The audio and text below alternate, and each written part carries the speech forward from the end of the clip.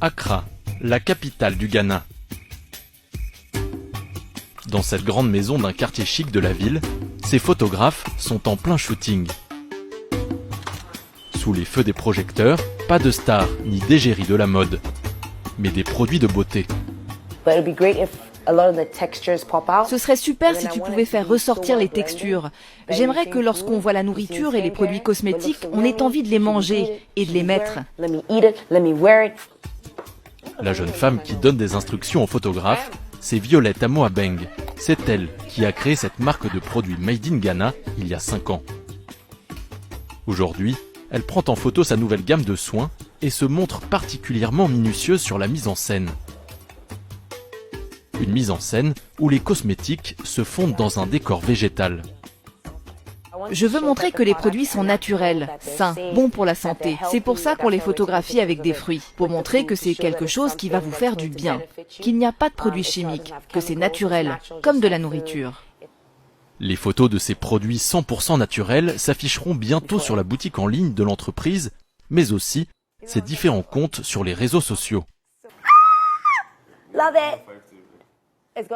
Des pages suivies par près de 40 000 personnes, autant de clients potentiels.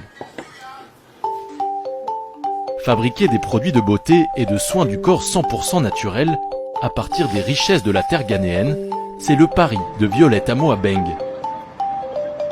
En 2014, cette jeune entrepreneuse du bien-être crée Skin Gourmet avec un objectif, concurrencer les grandes marques de cosmétiques. Le contexte s'y prête. Le marché des produits de beauté est en pleine croissance sur le continent africain. En 2017, il pesait 10 milliards de dollars en Afrique subsaharienne, en progression de 10% chaque année, contre 4% dans le reste du monde. Pour se distinguer dans ce marché ultra concurrentiel, Violette Amoabeng mise sur un secteur de niche. Des produits bio, garantis sans additifs chimiques et entièrement transformés à la main. Des cosmétiques qui racontent une histoire, celle du travail des petits producteurs du Ghana.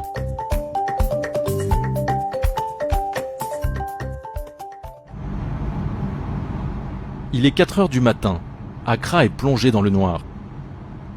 Alors que la majorité des habitants de la capitale est encore au lit, Violette Amoabeng arrive à l'aéroport. Direction Tamale, à 1 heure d'avion, au nord du Ghana. Une région où la jeune femme de 33 ans se rend régulièrement pour se fournir en matières premières nécessaires à la fabrication de ses produits cosmétiques.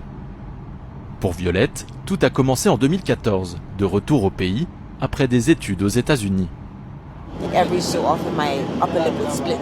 J'avais souvent les lèvres gercées. Mes amis m'ont dit « Arrête les cosmétiques importés des États-Unis et essaye le beurre de karité ». J'ai regardé mes crèmes et je me suis demandé ce qu'il y avait dedans. Puis je me suis rendu compte que c'était beaucoup de marketing, qu'elles étaient faites pour que vous ayez envie de les acheter et pas nécessairement pour vous soigner.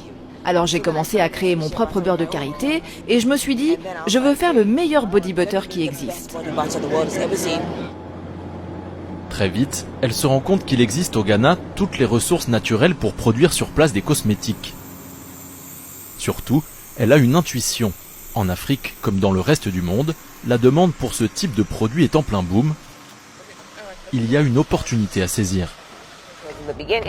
Quand je me suis lancée, le marché n'était pas aussi saturé. Aujourd'hui, il y a une vraie tendance pour les produits de beauté naturelle. Alors de plus en plus de personnes se lancent dans ce secteur. Pour continuer à innover face à ses concurrents toujours plus nombreux, Violette sillonne les routes du Ghana à la recherche de matières premières d'exception.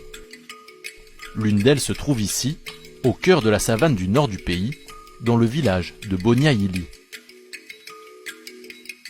À son arrivée, Violette est accueillie par Zach Saïbou. Bonjour, ça fait longtemps. Il est le responsable de la coopérative où Violette Amoabeng se fournit en beurre de karité depuis 1 an. La région de Boniaïli est l'une des principales zones de production du beurre de karité au Ghana. Autour du village, les karités, ces grands arbres, poussent à l'état sauvage, sans pesticides ni engrais chimiques. Ainsi, les noix qu'ils produisent sont bio, certifiées par des organismes internationaux. Elles sont récoltées et triées à la main par les femmes du village. Ces critères de qualité ont poussé Violette à venir se fournir ici. Ces femmes savent comment trier les noix. Elles écartent celles qui sont mauvaises et, arrivées dans la phase de séchage, elles les trient à nouveau. Donc récolter la noix de karité, ce n'est qu'une étape. Il faut ensuite enlever ce qui est mauvais et il faut avoir l'œil pour veiller à la qualité.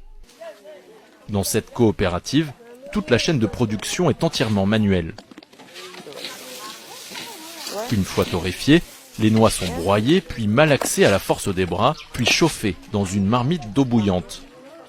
Cela permet d'extraire l'huile qui, refroidie, donnera le beurre de karité.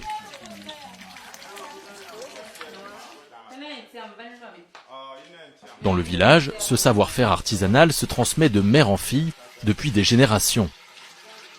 Il permettrait, selon Violette, de faire un beurre de karité bien supérieur à celui produit dans une usine industrielle.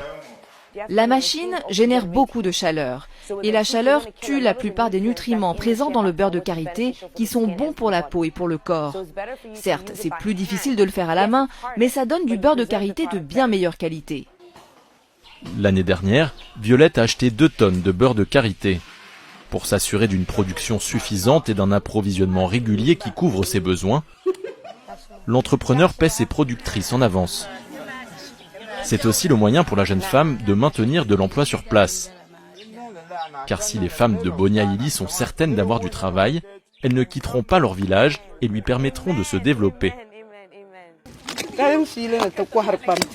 Comme Violette vient s'approvisionner directement au village, on n'a plus besoin d'aller jusqu'à la ville pour vendre notre beurre de karité. Cet engagement de Violette fait partie de la petite histoire derrière ces produits de beauté. Des produits qui sont transformés bien loin d'ici, à Accra. Retour dans la capitale ghanéenne. C'est dans sa propre maison que Violette a installé ses bureaux et son centre de production. Ici, une quarantaine de cosmétiques différents sont fabriqués. On a des produits pour le corps, pour les cheveux, pour la peau, les lèvres. Les matières premières rapportées par Violette des 4 coins du Ghana sont transformées dans sa cuisine. Ici, aucun additif chimique n'est utilisé au cours de la fabrication. Les cosmétiques sont 100% naturels. Aujourd'hui, ces femmes confectionnent une crème à base de miel et de beurre de cacao, connue pour ses vertus nourrissantes pour la peau.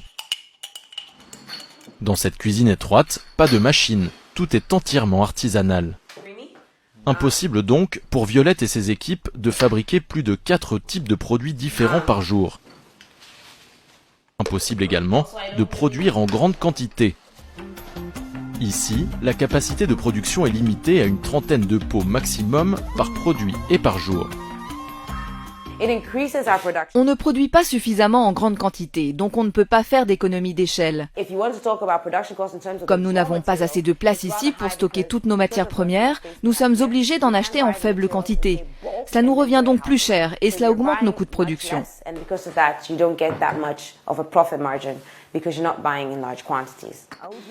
Pour compenser cette faible productivité, Violette se rattrape sur ses marges.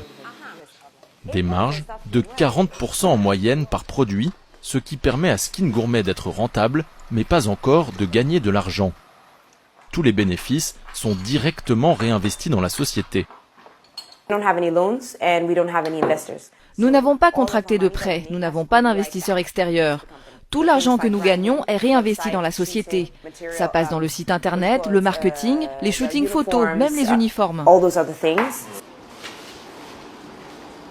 Avant d'être commercialisés, tous les produits de Skin Gourmet sont testés par les autorités sanitaires ghanéennes.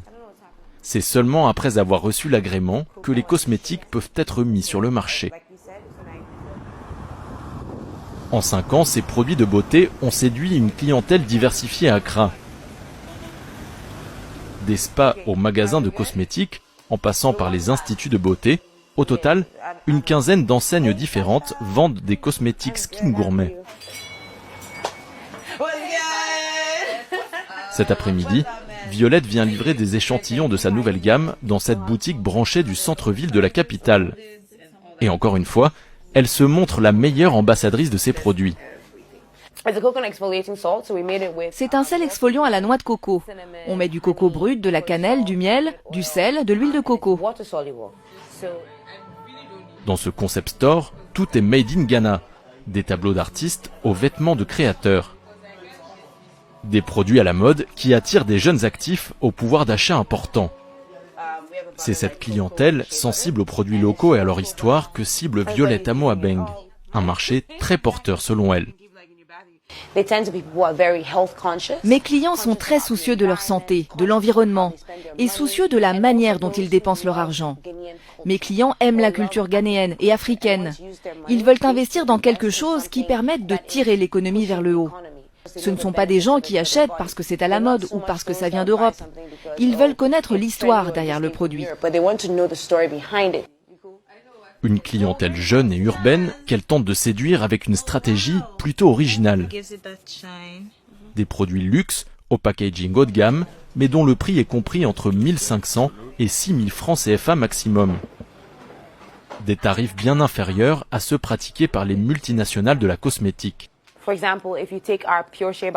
Par exemple, si vous prenez notre beurre de karité, 100% brut et pur, nous le vendons 2500 francs pour 100 grammes. Si vous cherchez un produit similaire ailleurs, la quantité sera très petite et vous paierez beaucoup plus cher. Et surtout, il y aura sûrement des conservateurs et parabènes à l'intérieur.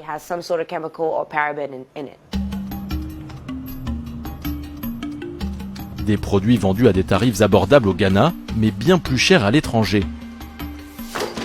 De retour au bureau, l'entrepreneur prépare une commande qu'elle va expédier en Suisse. Le montant, 450 000 francs CFA. 5 savons noirs d'arbre à thé, 5 au baobab. Au total, Skin Gourmet exporte dans une dizaine de pays, des États-Unis au Japon, en passant par la Russie ou la France. Des exportations qui représentent 45% de ses ventes totales. Violette Amoabeng adapte son prix en fonction des pays et du pouvoir d'achat de ses habitants. Cet exfoliant au sucre de baobab est vendu 3500 francs au Ghana, mais jusqu'à 15 000 francs en Europe. Ici au Ghana, les ressources sont abondantes, donc les Ghanéens ne comprendraient pas de payer cela si cher. Mais en Europe, comme ils n'ont pas ce genre de matières premières de qualité, ils sont prêts à payer plus.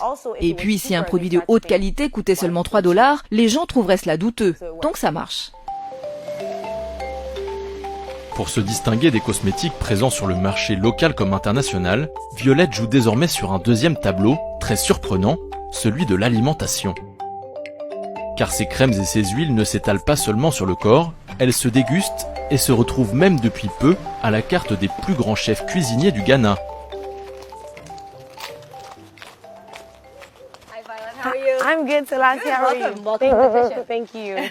Selassie Atadika, chef à domicile bien connu dans le milieu, utilise certains produits dans ses recettes. Aujourd'hui, on va faire une glace au gingembre. Vous êtes prête? Pour faire sa glace, la chef utilise de l'huile de coco et du beurre de cacao. Des produits cosmétiques pour cuisiner, cela peut paraître étonnant, mais pour la chef, ce fut une évidence. Si je sais que certains produits sont naturels, comestibles, qu'ils sont bien emballés et que je peux en garantir la qualité, il n'y a pas de raison de ne pas les utiliser en cuisine. Et tous les produits de Violette ont ça. Miser sur deux marchés, la beauté et l'alimentaire pour doper ses ventes, c'est donc la stratégie de Violette Amoabeng. Dans les années à venir, la jeune entrepreneur espère qu'il permettra à Skin Gourmet de connaître un vrai essor pour conquérir les peaux et les papilles du monde entier.